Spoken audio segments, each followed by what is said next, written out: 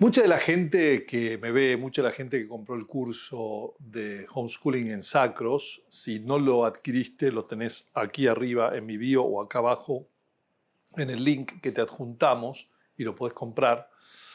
Me han preguntado, antes del vivo, cuando presentamos el curso, me preguntaban si era específicamente cristiano, si el homeschooling es solamente para los católicos, los cristianos, si la cosa iba a ser, por dónde iba a ir la cosa.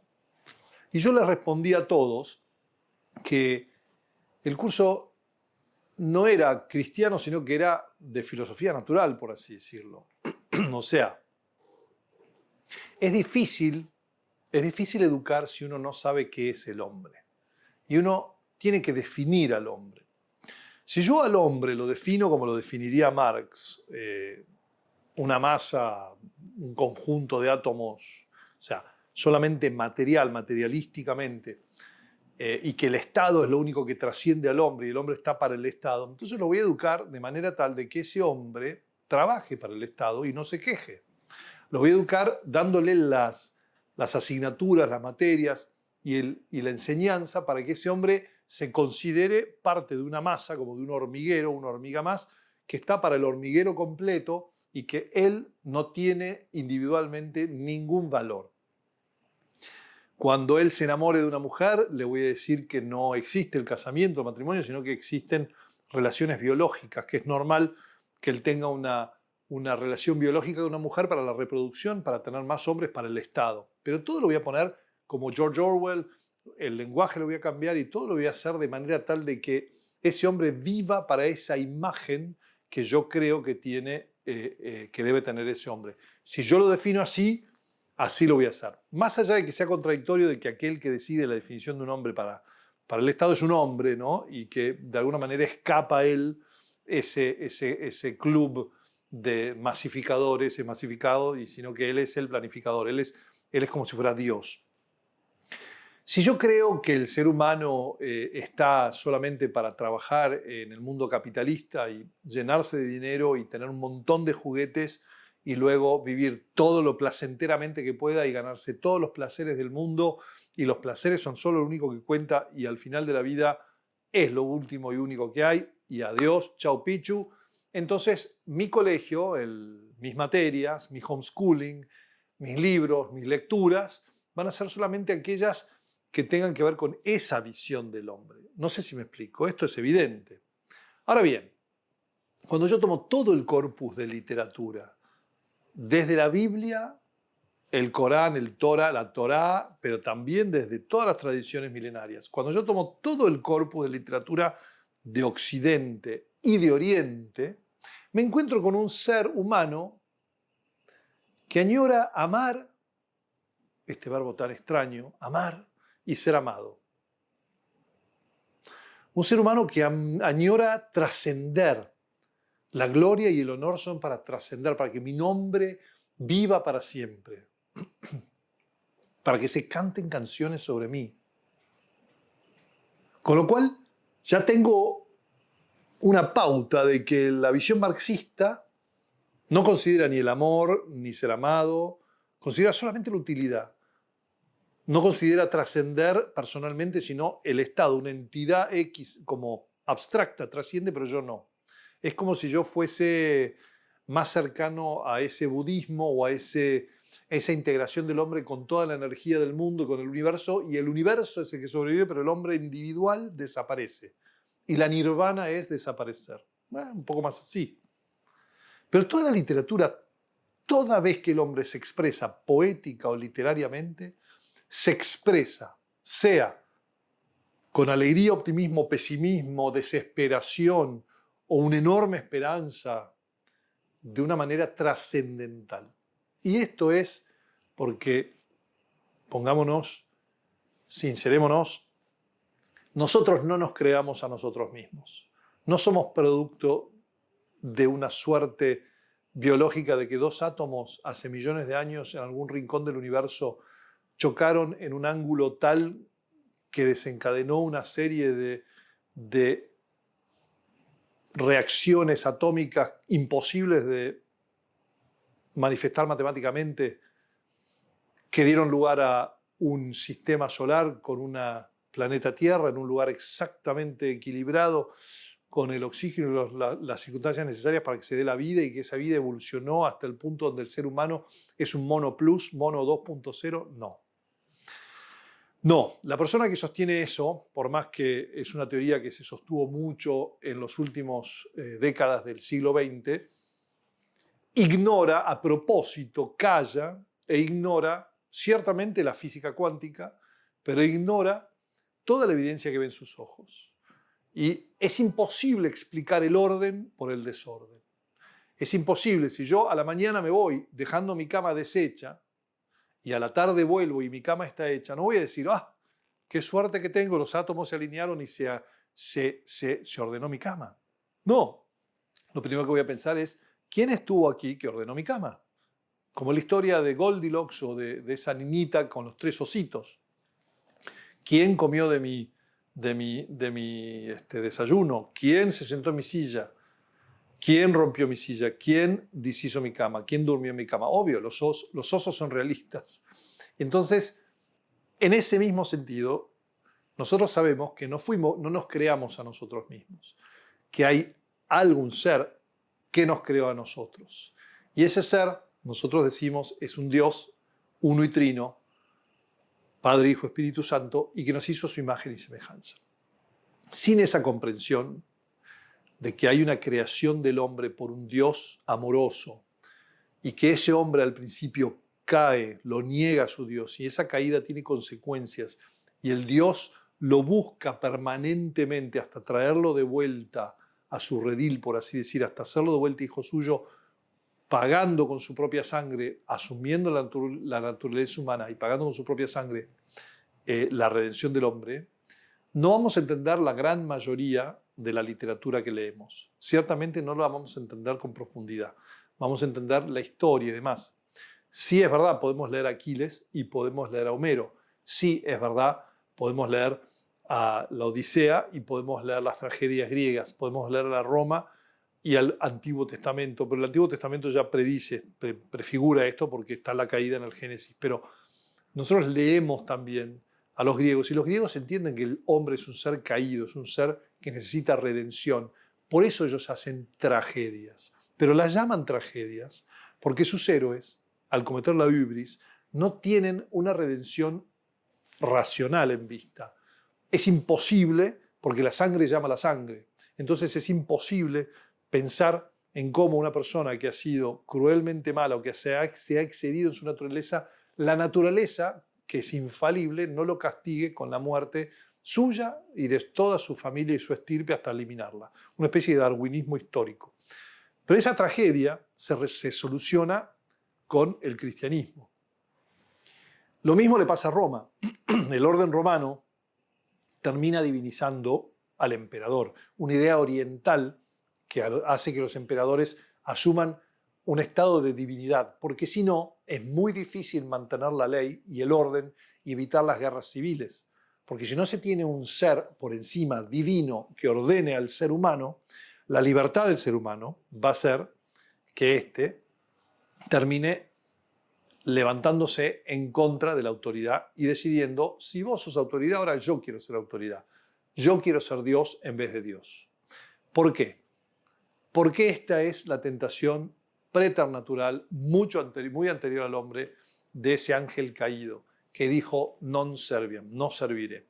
Entonces, sin esa dinámica, no voy a entender la historia, no voy a entender la literatura, no voy a entender las leyes, no voy a entender a Occidente entero, que está formado por esa cosmovisión. Así que seas o no seas cristiano, es importante el estudio de la religión, es importante el estudio de la relación entre Dios y un ser superior. Y no solo la teoría de conocimiento, como lo dicen en el International Baccalaureate, para estudiar todas las religiones comparadas, que eso es una cosa muy moderna, comparar religiones. Pero ciertamente cuando comparás religiones ves que todas tienen en común algo y no es una debilidad, es al revés, es una fortaleza, porque es comprender al hombre a un nivel mucho más profundo que simplemente de manera natural, porque la naturaleza no se hizo a sí misma y el que dice, no, yo me quedo en el nivel natural, tiene que explicar cómo es que se hizo ese nivel natural, cómo es que se hizo esa naturaleza, cómo llegó a ser. Y si dice, bueno, la materia existió siempre, tiene que probar eso, que la materia es capaz de existir siempre, que algo que cambia constantemente es capaz de tener un cambio eterno. Porque si es un cambio eterno no tiene un principio, si no tiene un principio no tiene un segundo, ni tercer ni cuarto paso, tampoco va a tener un final.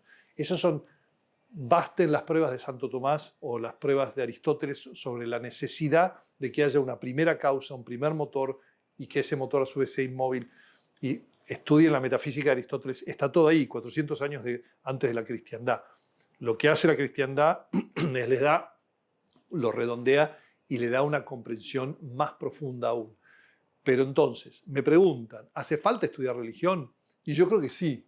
Yo creo que sí, porque si no, toda la literatura es profundamente insatisfactoria. Es desesperante. Vamos a caer en el problema que tenía Schopenhauer y todos estos pesimistas del siglo XIX, que veían al hombre como una masa de pasiones, con una gloriosa libertad, con una capacidad enorme de hacer el bien y siempre haciendo el mal. Y no entendían el problema del mal, el problema del sufrimiento, el problema del pecado. Y entonces se daban una vida que era o pesimista o completamente dada a los placeres o de excesos de algún lado u otro. Lean los hermanos Karamazov y ahí tienen los tres hermanos, Dimitri el pasional, Iván el escéptico, el que duda de todo, de Dios y las religiones y demás, y el que tiene esa magnífico ensayo, esa magnífica historia del gran inquisidor que vale la pena leerlo muchas veces en la vida. Y por último, Alexeyevich, el pequeño Alejandro, que es el religioso. Y ahí está toda la humanidad dividida. Pero ciertamente es imposible entenderlo si no entiendo de religión, si no considero a la religión como algo importante en mi vida.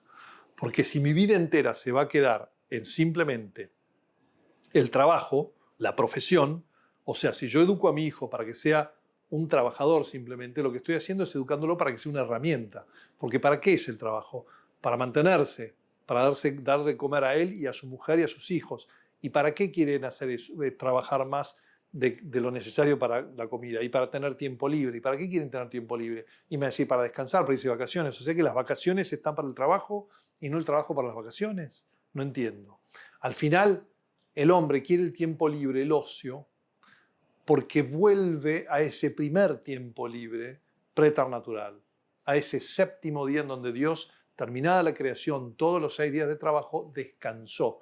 Y ese descanso es la santificación de esas fiestas, de ese domingo, de ese momento de contemplar y agradecer a Dios por todo lo que tengo en la vida, es lo que le da sentido entero a mi vida y me permite seguir adelante sin desesperar, sin desesperar. Entonces, ¿necesito estudiar religión? Sí. ¿Necesita el catecismo, la religión, ser parte de mis estudios? Sí. ¿Necesito comprender la lógica divina? Sí. La mayoría de ustedes que no tienen religión o que no consideran que la religión sí, que Dios sí, pero que la iglesia no, que los curas no, que esto, que el otro, que yo me hago la mía, normalmente es porque nadie les ha dado una explicación satisfactoria de cómo leer la realidad. O sea, es como quien camina a una catedral que se hizo en el medioevo, Chartres, vamos a tomar, que está llena de símbolos, más de 4.500 imágenes en el exterior contando historias increíbles, llena de proporciones geométricas, cosas increíbles que si yo las supiera entendería que acá hay un cuerpo místico construido en piedra que me lleva todo a un solo nombre y a un solo mensaje que es Cristo, y me quedaría como diciendo, siento como, ¿saben cómo? Como el primer explorador que entró en una tumba egipcia, vio los jeroglíficos y dijo, acá se cuenta una historia pero no la sé leer. No la sé leer, no conozco el idioma, no puedo descifrar los jeroglíficos. Hasta que llega Champollion y los descifra, y a partir de ahí empezamos a conocer la historia de Egipto. Lo mismo acá, necesito un idioma simbólico y una lectura religiosa para entender esta gran civilización que se reduce y se resume en estas catedrales a exactamente lo que es Europa, lo que es la civilización occidental y por lo tanto lo que es a todos los que somos occidentales nuestra identidad. Lo mismo lo van a ver si son chinos o japoneses en los templos. Siempre vuelvo al templo, porque todo hombre construye un templo y luego una ciudad. No antes una ciudad, sino un templo primero y luego una ciudad. Entonces consideremos eso y veamos que evidentemente es importante y yo tengo que aprender a leerlos. Bueno, te doy una pauta. Nosotros tenemos en Sacros un catecismo simbólico que te enseña ese lenguaje simbólico, al menos bíblico, que se aplica a muchas otras creencias, pero bíblicamente ese es el lenguaje simbólico que te va a ayudar a entender las proporciones, los números, la razón por la cual vos ves cosas en 3, en 1, en 3, en 5, en 4, en 7, en 9, en 12. ¿Qué significan estos números? ¿Qué son estos números? ¿Por qué aparecen las cosas en estas proporciones y estos números? Bueno, nuestro catecismo simbólico en el canal de Sacros, fíjate arriba en la bio o abajo en un link, te van a dar un curso que vas a entender muchísimo y mucho mejor tu religión si sos cristiano, para poder realmente profundizarla y cuando leas la Biblia entenderla. Hay un canal, si sos cristiano no católico, que se llama The Bible Project, que está en español y en inglés, que también tiene videos cortos que explican mucho esto de lo simbólico, y te vas a empezar a dar cuenta que hay un lenguaje que estás necesitando y que hoy no tenés. Por eso te animo a estudiar tu religión, la religión, a ponerlo todo, poner eso como una causa final. O sea, si el hombre es para Dios, fue hecho para Dios, y su corazón no descansa hasta que no descanse en Dios, como dice San Agustín, Agustín de Hipona, entonces es importante que entiendas por qué el hombre es inquieto y hace tantas cosas, tantas aventuras y busca tanta gloria, porque lo que está buscando en el fondo es un atisbo de eternidad, un atisbo de Dios. Si no lo conoce a Dios, quiere ser Dios. Y si lo conoce a Dios, se ubica humildemente en su lugar en el mundo y es muchísimo más grande que aquel que no conoce a Dios, porque pasa a ser un santo que realmente es el que modifica la historia. Te animo entonces a estudiar religión, a pensar tu currículum siempre apuntando hacia esa causa final y a que esos pasos previos vayan preparando la cabeza de tus hijos y la tuya para ir comprendiendo mejor a ese fin del camino hacia donde vamos toda la humanidad y nosotros en particular. Entonces, nos vemos en el próximo video. Me encantó contarte esto. Espero que te haya servido un poco, tal vez desentrañado algunas objeciones y argumentos que hayas tenido. Para mí procede desde la filosofía natural, pero en algún momento obviamente se requiere algo de fe y esa fe es un don por el cual yo rezo para que Dios te lo dé, mueva tu corazón y abra tus ojos para que puedas comprender y entender y realmente decir qué bueno que está todo esto. Porque al final es como el Principito. Los ojos del Principito eran: las estrellas me sonríen, el zorro es mi amigo, toda la vida es buena y está ahí para descubrirla. ¿Sí? Entonces, te acompaño con estos videos en tu viaje interplanetario como el Principito para que vayas preguntando y descubriendo qué es el hombre.